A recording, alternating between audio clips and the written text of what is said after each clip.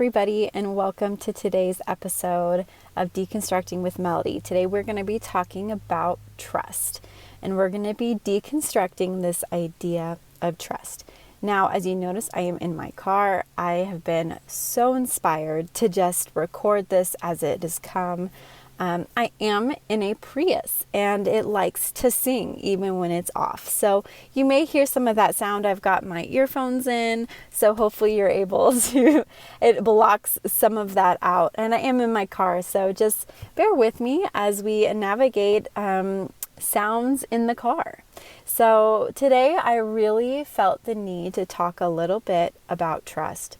So we'll just say Melody's definition of trust to me is feeling safe with somebody else, or feeling safe within a group, feeling safe. I'm able to trust my peers in this realm because of I feel safe, or trust my parents, or trust my siblings, my children, spouse, partner, by a feeling of feeling safe. And you'll hear a lot about what I talk about is that inner feeling, that inner gut check of, hey, do I feel safe? If I feel safe, I must trust. Hey, if I don't, I must not trust. So a lot of us like to think that trust, the foundations of trust, start with other people, the involvement of others. Now, to me, it makes complete sense to why we would build trust. Building relationships with people, experiencing things, and building trust. However, as I want to deconstruct the foundationals, I want to deconstruct beliefs, what we've been taught, people are typically going to let us down. And so I think that trust is also on a spectrum. I can trust this person here, but I won't maybe necessarily trust them in this area, but I can trust them here. So it's like this beautiful spectrum of understanding. And that does involve people. Relationally, we're able to learn, we're able to grab from others and experiences with others. However, what I feel like is so foundational and not talked about often is this trust with self. I feel like from my own experience, I have walked around so much of my life not trusting myself, believing that I actually don't have my best interest at heart because I'm going to be swayed to some degree of not health, or I am in my humanness will always be swayed to something outside of good. So that continued to believe and stir in me those beliefs that I can't trust myself. And what that does is it creates a foundation. I was going to say rocky, but my vision is, when you see like ground that's been, I live here in Nevada and we have, it's like salt flats, but not really. It's kind of mud, and you see mud, and when it dries, it's got all those cracks. I'm imagining that it's flaky, it's cracky, but yet that's like a foundation to that area. And that is what I imagine when we don't talk about self-trust. We are building relationships on that type of foundation. This is huge because when we don't trust ourselves, we have a hard time making decisions, and we look for external acknowledgement, external acceptance. That's the word. External acceptance. We wait to see, what I'm saying is somebody nodding their head in agreement. Okay, then that must mean I'm doing well. Is somebody saying, oh, good job, good girl, Melody, you're doing it. Okay, I can continue in this path. I look for external validation to encourage my decisions instead of trusting and relying on what is deep inside of me. I feel like we Sorry, there is a fire station right here, so you may be hearing that. I feel like as we do that, we learn to trust others' opinions of ourselves over our own gut instinct. And when we're looking for that external validation, we're in a culture of people pleasing. And growing up, a lot of us as children learn that when my parents are happy, things are easier, right? And this is not me blaming parents. This is just this kind of core in cultural belief. Like, if I do well for my parents, they're happy and all is well. I want to please them. There's that foundation just as a child. And then growing up into this world, I want to please my boss. I want to please my peers. I want to please my community, my friends, my culture. I want to please people so that I am seen, and also so that I can move up in levels, whether it's within an organization or even in a relationship. Now, a lot of this is, we get trapped in believing that pleasing others is actually being kind. It's building trust. But where is that line where you betray yourself for the trust of others or the beliefs of others? Where is that line? When you grow up and start addressing this trust within yourself and start seeing inside the questions and things that, I think like a dog ear, the dog's walking, but they hear something, there's that dog ear, that question that you have inside yourself, and you wonder, why am I thinking that? Why am I questioning that? I just want to do what's kind of told or expected of me. If I go that route, I may isolate myself. I may, be ostracized from my community. And we have those fears, and they keep us trapped. So, the basics, and I say basics not lightly, because this is challenging. This is something we get the opportunity to unlearn and relearn. And when it comes to trusting ourselves, it comes from hearing ourselves and validating ourselves and understanding ourselves. And I have gone through this 2 year, is it 2 years? About this 2 year process of hearing from myself and building relationship. And here's what I've come to know. No one needs to validate my story. What I experienced was true. What I experienced is valid. The parts of me that hold these hardships or these stories or these narratives deserve a space to be heard. I lived a lot of my life, as you've probably and will hear on this podcast, about fight and flight versus rest and digest. We've crafted this fight or flight response to life. And here's Melody's perspective onto why. We live our life through the trauma we have faced and have unhealed. When we have experienced trauma and we haven't heard from ourselves all parts, all stories, all dynamics, and when we have experienced that, we now filter our life through the traumas we have experienced. And these could be small traumas, these can be large traumas. There's no comparing or contrasting, it just is.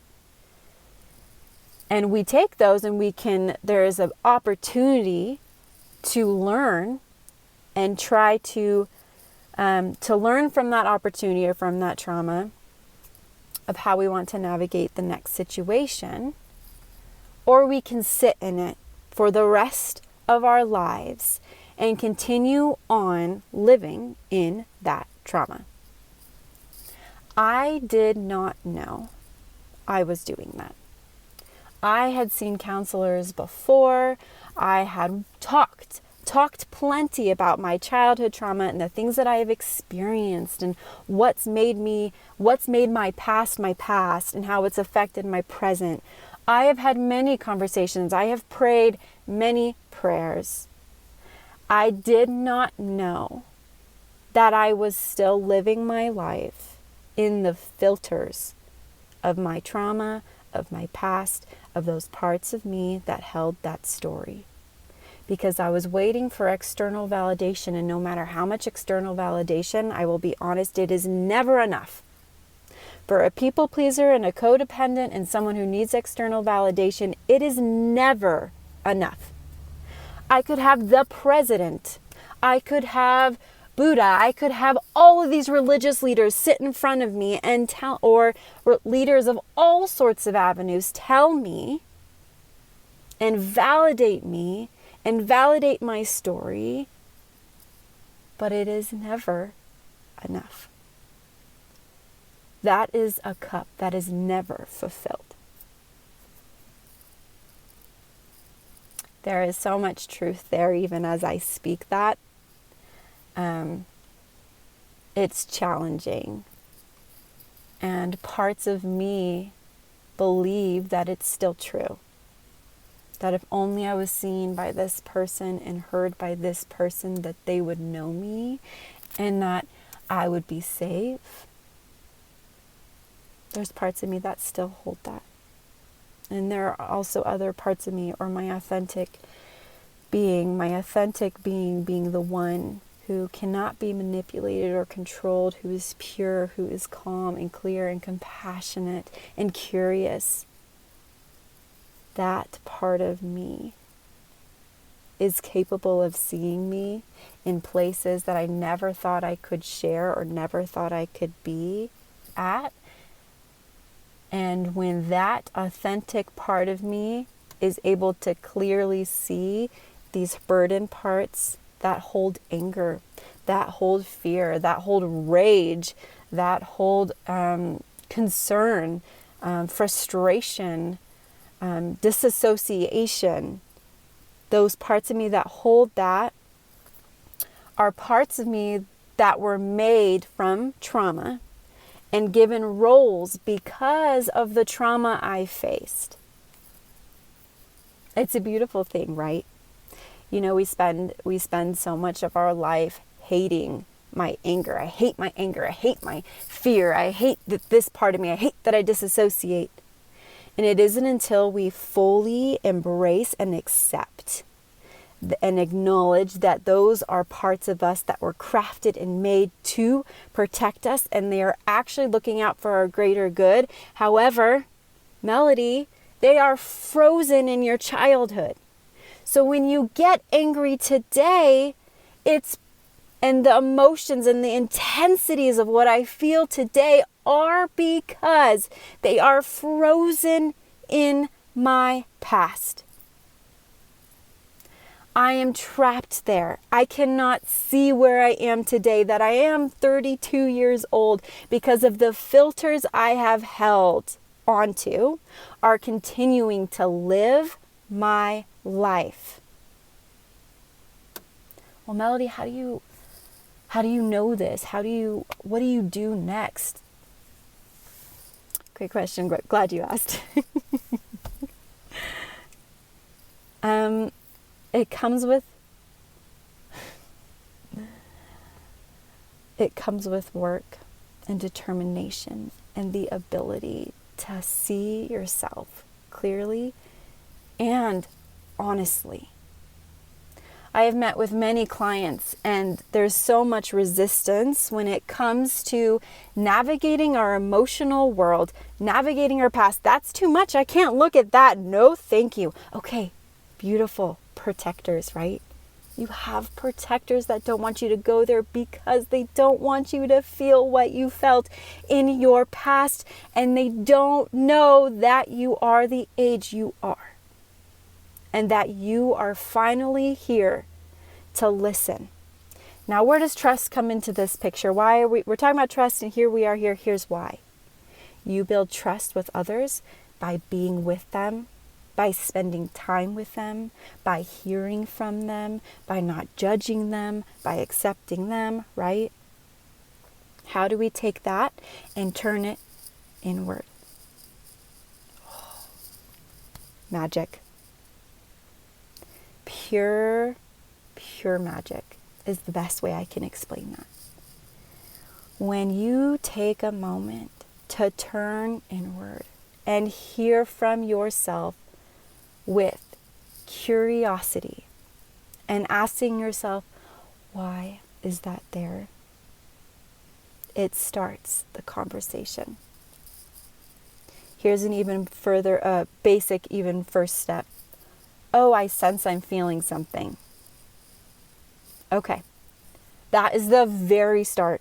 I sense I'm feeling something. I don't know what it is. I don't know why it is. I don't know its name, but I'm feeling something. I just want to say, I'm feeling something. Something is happening. Acknowledging that. And just doing that. That is where it starts. Then, if you feel you've got that down, and you're like, oh, I'm feeling afraid, write afraid down.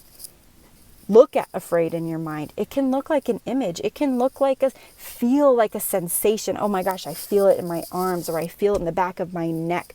Oh, I feel you, fear. I see you, fear. You look like a dragon. You look like this cartoon. You look like this memory. You look like a child part of me. You look like you're broken.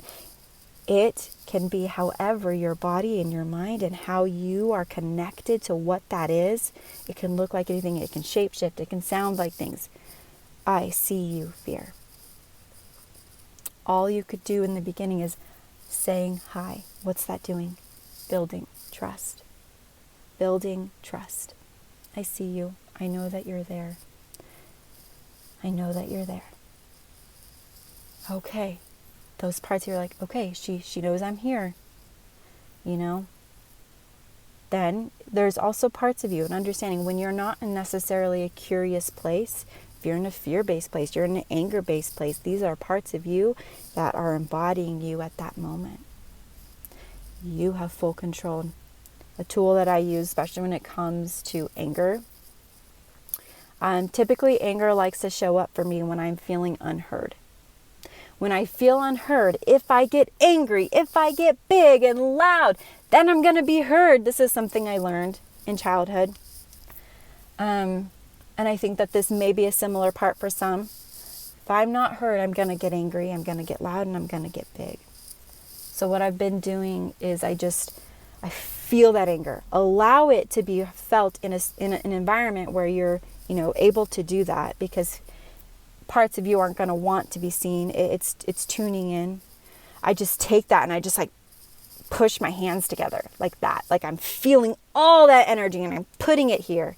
And now I'm seeing it and I'm taking it off of me a bit. I can see it. I've gained a little space between me and this anger. It's no longer here. It's here. Oh, I see you. I see that you're angry. Sometimes I'll imagine like a tornado in there just destroying things, because I get this part of me and I'm like, oh, you don't feel heard. But see, I've gained this trust to understand these parts of myself through years of experience with it. Building trust, hearing from ourselves, validating our own story. You are the hero you've been waiting for. You are the one that can free and unburden those parts. Now, people relate or resonate with their authentic being as their, maybe it's the spirit within, maybe it's their soul, maybe it's God within, maybe it's the Holy Spirit within, maybe it's your godliness, it's your purity. However you want to phrase this, what feels good for you, that deep connection that I imagine all of those words, you just feel this core of you and the cord that is connected to truth. that part of you. When that part of you hears your story, gives you a, hey, I hear you, or hey, I see you. Again, magic happens. You can then continue that relationship with curiosity. We spend so much time shutting anger, shut it down. Fear no, don't fear anything, shut it down. Let me ask you, does that really do anything? I have spent 10 plus years in a belief system, claiming my own, I cannot blame others, in my own belief system, in my own religiosity that I put upon myself, that if I experienced fear, there's no fear in truth, or there's no fear in God, and there's no fear in this.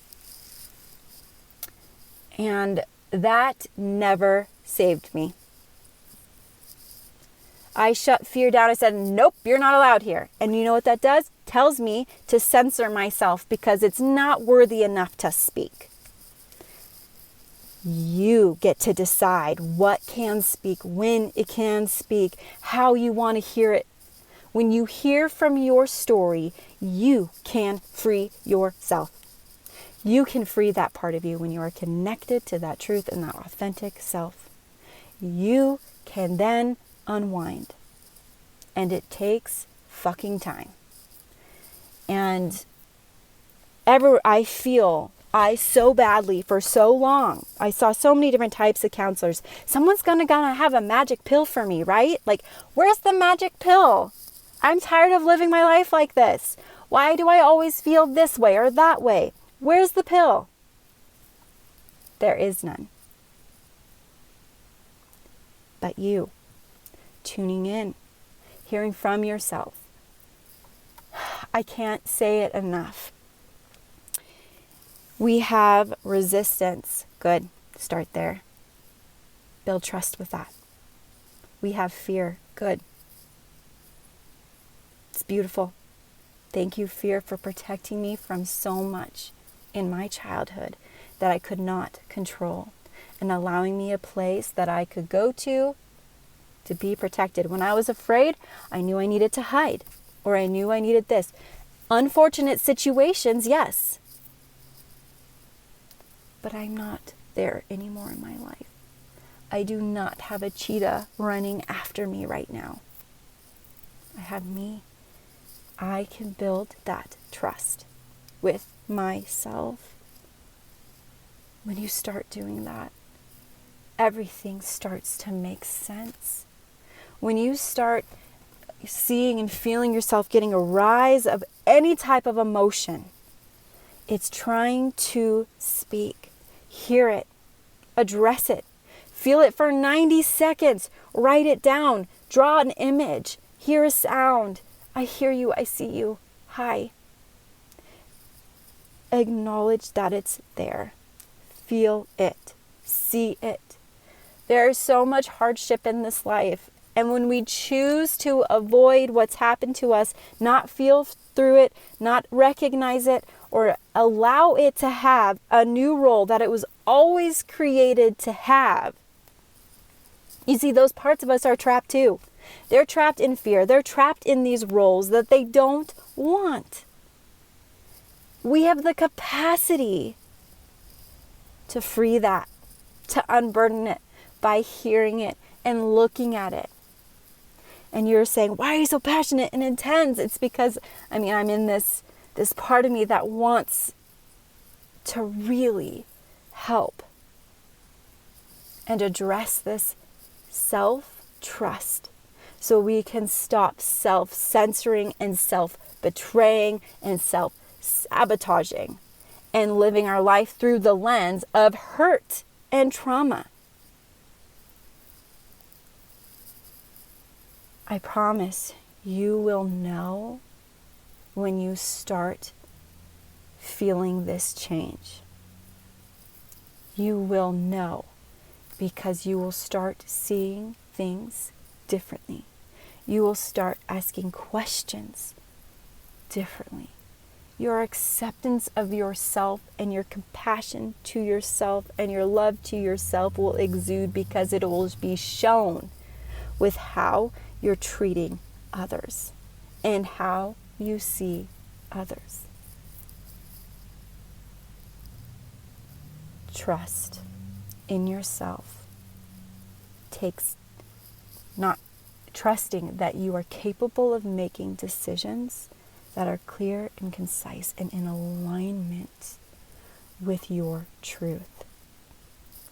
But that takes the tuning into. It takes the deep emotional work. I am 32 years old, and I want to honor all parts of me for showing up how they did throughout all of my years, because it has led me to this moment now. It's led me to this opportunity now, which is remarkable. I see clearer. I understand more. I now can know when I'm feeling something and I can't be in an authentic conversation because I'm feeling defensive or I'm feeling greater than somebody. These are all parts of me showing up. And so I'm able to take a deep breath and say, I need to work on this part for a minute, or say hi, separate a little bit, so I can authentically be here with you, with myself. And there are many tools on how this happens.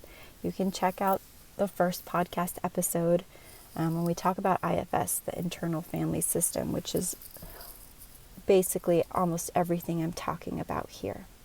We have an internal family just like we have an external family, and we can address all parts of our family inside of us and all the stories that they hold, and we can be the person to hear from ourselves.